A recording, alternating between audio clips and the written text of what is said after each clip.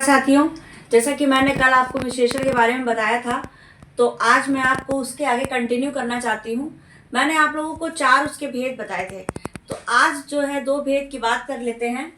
तीसरा भेद है संख्यावाचक विशेषण, चौथा है परिमाण बोधक विशेषण। तो हम लोग बात करते हैं संख्यावाचक विशेषण की। संख्यावाचक विशेषण वह विशेषण होता है जो निश्चित संख्या या निश्चित संख्या का हमें बोध कराता है। संख्यावाचक विशेषण को हम 2 पार्ट में डिवाइड करते हैं। पहला हमारा है निश्चित संख्यावाचक, दूसरा हमारा है अनिश्चित संख्यावाचक।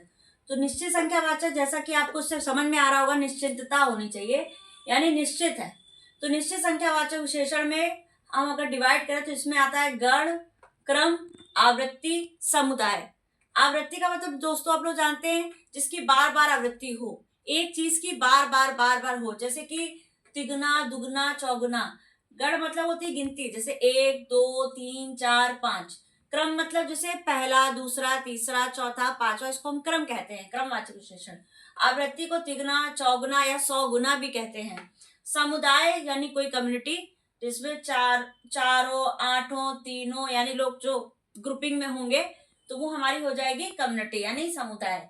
अब हम आते हैं अनिश्चित संख्यावाचक में। अनिश्चित का इसी से ही हमको पता चल रहा है कि कुछ निश्चित नहीं है। जैसे कोई, कुछ, जैसे कुछ, कई, सब कुछ, ये बता तो रहे हैं लेकिन ये निश्चित नहीं बता रहे हैं कि कितना है, कितने अमाउंट में कौन सी चीज है। अब यहाँ पे आ जाते हैं परिमाण बोधक वाचक विशेषण में।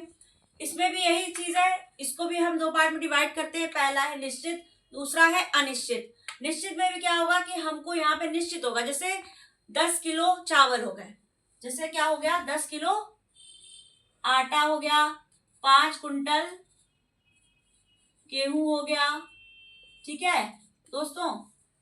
लेकिन अनिश्चित में क्या है, बहुत या थोड़ा। इसमें भी यही है कि हमको पता नहीं चल पाता है कि ज्यादा है कि कम है।